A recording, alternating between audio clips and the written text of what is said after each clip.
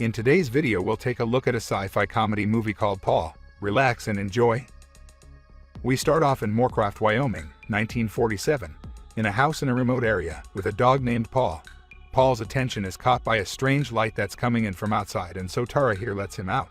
He rushes to get a closer look and she soon goes out after him. Unfortunately, Paul is struck by the crashing flying craft that's emitting the light. We jump ahead 60 years later, where Graham and his best friend Clive are on holiday in the US from England and are currently attending Comic-Con in San Diego. Right off the bat, their love for all things extraterrestrial is pretty apparent, and, later on, at a hotel they discuss their plans to visit all of the alien sighting hotspots with one of the staff there, but he... What do you mean, aliens? They head out early the following day, visiting all of the destinations. After finally visiting the infamous black mailbox near Area 51, they get back on the road, and just then a car speeds by and crashes right in front of them. They rush out to help, and while Clive is calling 911, an alien, named Paul, reveals himself, causing Clive to faint. He asks Graham to help him escape from the people that are trying to kill him, and reluctantly he agrees. They carry Clive back to the RV, and once on board, Paul tells Graham that they need to get as far away as possible from the big guy. Back at the crash site, a shady FBI agent, Lorenzo Zoyle, is searching for Paul. He is contacted by the big guy and asked to report on the situation. Already suspecting Paul had gotten away, she recruits a pair of dim-witted rookie FBI agents, Haggard and O'Reilly, to set up a roadblock up ahead, but didn't tell them what they were searching for to prevent any loose ends. Clive wakes up and immediately attacks Paul. Twice. After he calms down, Graham explains to him who Paul is and where he comes from. Listen, Paul is from a small M-class planet in the northern spiral arm of the Andromeda Galaxy. They soon arrive at the roadblock, and the two agents search the RV for anything suspicious but don't find anything, and Clive and Graham get back on the road. After looking around and calling out Paul's name to no response, they both begin to question whether Paul was real or rather a shared hallucination. And as they convince themselves that Paul was a figment of their imagination, he shows up right in front of them, showcasing one of his alien abilities, invisibility. He explains that it's a camouflage response and that he can only do it while holding his breath. While on the road, they hit a bird, displaying another one of his abilities. Paul brings it back to life, and then he eats it. Why would you do that? I'm not gonna eat a dead bird, am I? They get back on the RV, and Graham asks Paul if he had ever brought a person back to life before. Paul says no and explains that it would be dangerous for him because he could end up absorbing the damage that they endured. They decide to get some rest at a nearby motor park run by a woman named Ruth Buggs. She is a devout creationist Christian who lives with her strict, controlling father, Moses.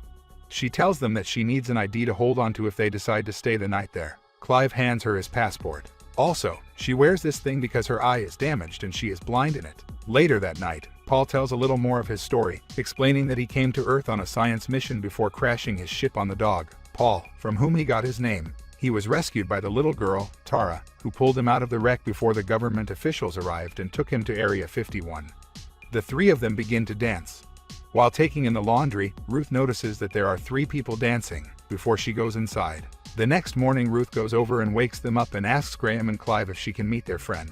Paul is hiding in the bathroom and he tries to have a conversation with her from behind the door to avoid any suspicion. The conversation quickly shifts to the topic of religion. She asks them if they believe in God, and they hesitantly reply that they are men of science. She begins to preach about how God created everything, and Paul promptly rejects her statements and insults her, leading to an argument between the both of them. In the heat of the moment, Paul reveals himself to her and she faints. They decide to kidnap her, and Paul uses his camouflage to sneak into her home to retrieve Clive's passport. Upon seeing Clive's picture, he laughs, and for a brief moment, he loses control of his camouflage ability. Moses sees him and believes that he is a demon. He loads his shotgun and fires a round at Paul, who barely escapes. After some time, Ruth regains consciousness and immediately begins to accuse Paul of being a demon. They try to reason with her, but she ignores them and yells out frantically. Now tired of her, Paul decides to shatter her faith by sharing all of his collective knowledge with her via telepathic link, proving evolution and so on, and disproving the biblical teachings. This procedure is visibly stressful on Paul, almost rendering him unconscious, and does the same to the recipient. He then shares his knowledge with Graham, and then Clive. After Ruth becomes a bit more composed, he offers to heal her eye, in which she had been blind since age 4. Meanwhile, Zoyle, Haggard, and O'Reilly talk to Ruth's father, who claims she was abducted by a demon. Zoyle promises to find her and bring her back safe, but Moses decides to hunt down Paul and rescue Ruth on his own. That night, they park near a small town and camp out in the woods. Paul tells them more about his time at Area 51. He reveals that ever since he was captured by the government, he had been advising them in all manners of scientific and sociological achievements. However, he discovered that he had outlived his usefulness as a receptacle of knowledge, and the government was now intending to surgically remove his brain in an attempt to harness his abilities. But with the help of someone he befriended on the inside, he was able to send an SOS to space and then escape, and his people should now be en route to pick him up at the rendezvous. They fall asleep and wake up in the morning and realize the town is now very busy, and since Paul can't hold his breath long enough to get to the RV, he will have to wear a disguise. Clive and Paul decide to hide out in a nearby store while Graham and Ruth get the RV and bring it into town. The FBI agents arrive in town and Agent O'Reilly enters the store. Paul pretends to be a dummy but breaks his cover when O'Reilly enthusiastically grabs his ball. Get your goddamn hands off my mother junk! O'Reilly runs outside to get Haggard, and when he comes in, he sees Clive in an alien mask and thinks that O'Reilly was just overreacting. Just then, Paul reveals himself being unable to hold his breath. Haggard and O'Reilly chase after him and Clive. Graham shows up in the RV and they get in and speed away. Haggard and O'Reilly find Zoyle and tell him that they now know that they've been hunting an alien this entire time. Zoyle pulls a gun on them and threatens them to return to headquarters before he chases after the RV. They listen in on a conversation between him and the big guy over the radio, in which she tells Zoyle all the clearance, perks and benefits he will be rewarded if he intercepts and captures Paul. Upon hearing this, Haggard and O'Reilly decide to ignore Zoyle's commands and capture Paul by themselves so that they can receive all of the rewards. Once they escape and are off the road, Paul tells the others the rest of his plan. He is going to return to Moorcroft where he will attempt to signal the mothership to pick him up at the rendezvous.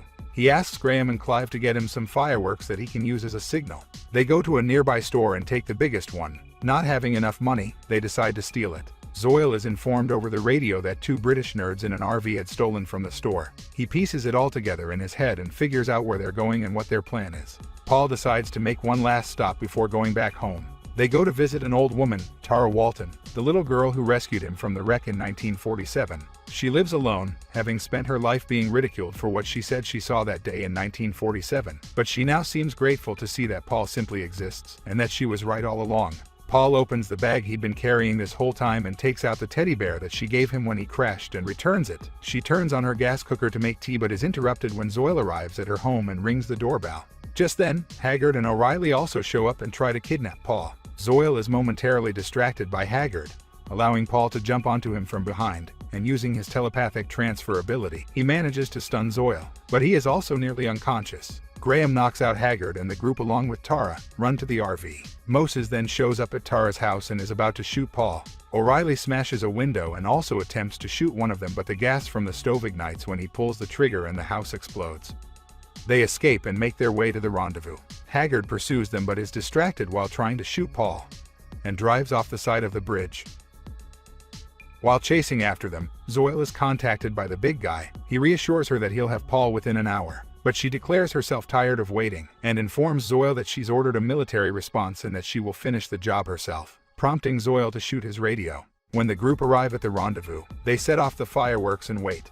Eventually, eerie orange lights show up over the surrounding trees, and everyone believes that it's Paul's race. However, it is an army helicopter, with the big guy on board. As she and three armed men move to shoot Paul, Zoyle arrives, and it's revealed that he was Paul's inside contact who had helped him to escape. Zoyle shoots down the men, but is shot in the shoulder by the big guy.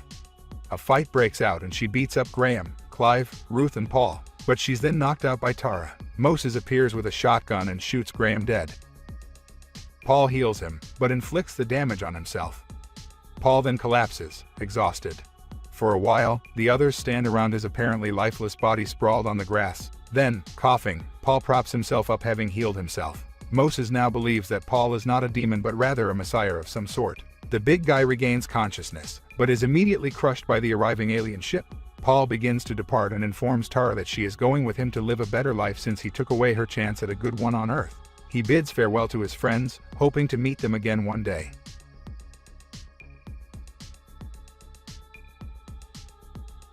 2 years later, Graham, Clive, and Ruth are shown again at a comic convention, promoting their new mega-successful award-winning comic book, Paul.